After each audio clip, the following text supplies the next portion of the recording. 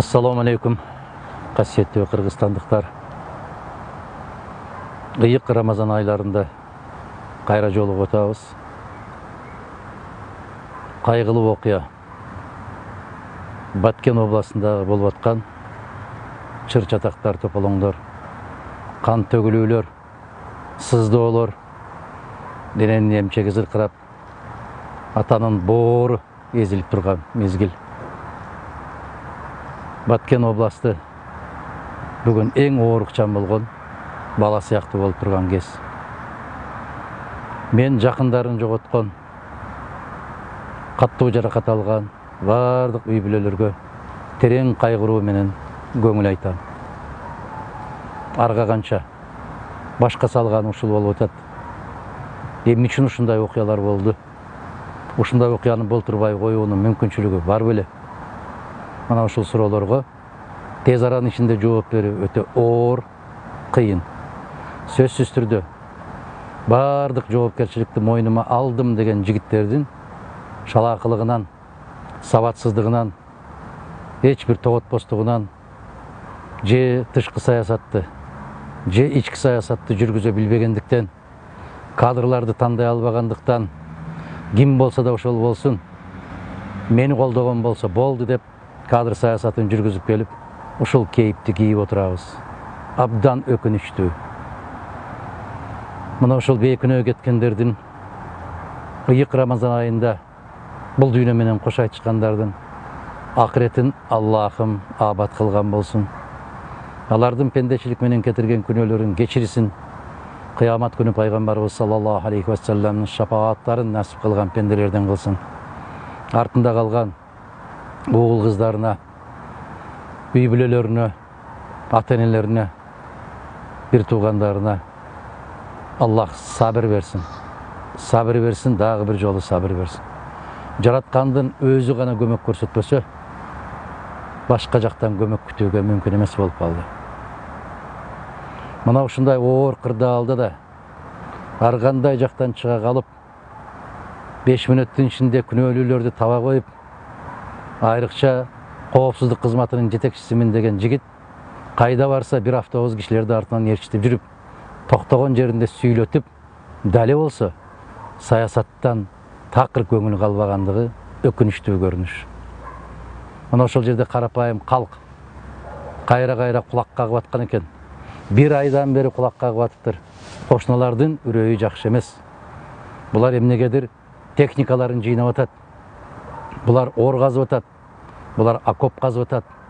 Булар кандайдыр бир иш аракеттерге даярдык көрүп атат деген билдирүүлөрү бүтүндөй жоопкерчиликти мойнубузга алдык деген азаматтардын кулагына кирбегендиги. Тескерисинче ушундай оор кырдаал түзүлүп атканда сыртка жеке үй бүлөлүк маселе менен чыгып кетиши бул ченеми жок жоопкерсиздик. Ар бир жерге барганда ар кандай сөздү айтып, тышкы саясаттын эмне экенинен кабары жок, удургутуп, кошуналардын да кыжырына тийип, болбогон сөздөрдү болду деп, жетишпеген келишимдерди келиштик деп, эки сөз эмес, 4-5 жолу өзгөрткөндүктүн кесепети ушул күнгө алып келип отурат. Баягы эле касиетиңден кагылайын кыргыз элим. Дали болсо өзүбүз бир муштумдай түйүлүп, өзүбүз өз маселебизди чечип, көмөк көрсөтүп, бар кимибиз ар жактардан колубуздан келишинче жыйнап, ыйлап турган Баткенге, кан агып турган Баткенге бардык тапканыбызды ошол жака жумшап атканыбыз дали болсо адамгерчилигибизден жогору экендигин, биз адамдык кейипти жоготкогонубуздан, биздин пейилибиздин түз экендигинен кабар берет. Кээ бир инсандардай болуп, ал жака барып сүрөткө түшүп, ал жака барып камерага тартып, биз көмөк көрсөттүк, биз келдик деп кыйкырып коюп, үнү чыкпай калгандан көрө, уун чыкпастан, мына ошол биринчи түндөн баштап Ош шаарынын тургундары, биздин азамат жигиттерибиз, кыздарыбыз ошол жерге көмөгүн жеткирип берип, кадрдын сыртында калып, уун чыкпастан Аллахтын гана ыраазычылыгын издеп жүргөн азаматтарга баш ийип таазим кылам.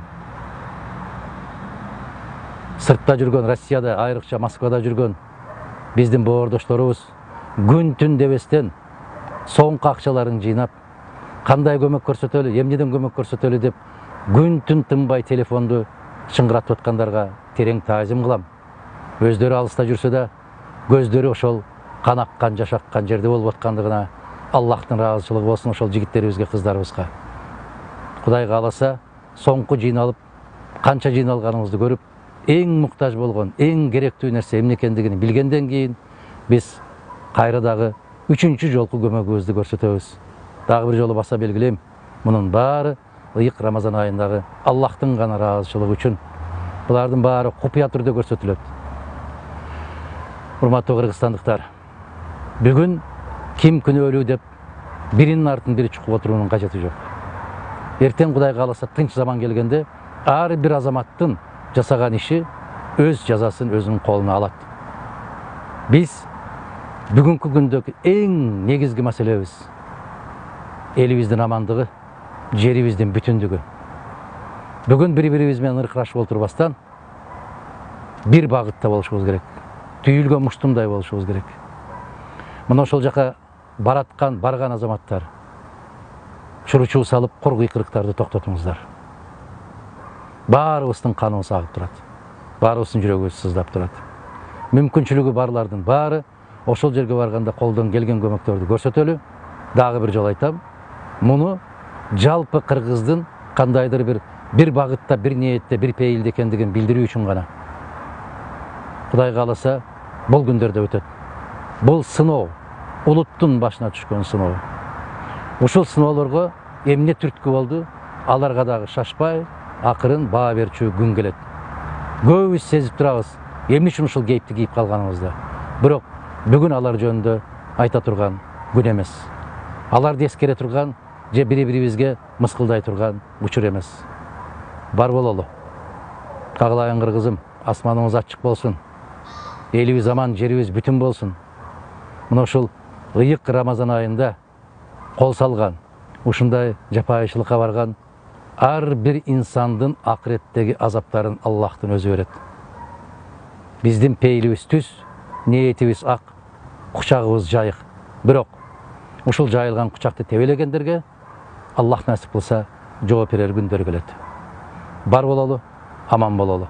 Кармаган орозобуздарды кабыл кылып, өткөндөрдүн баарын Аллах Таала өзү кечирген болуп, жараткан кандай максатта жаратса ошол максатта жашап өтүштү насип эткен болсун.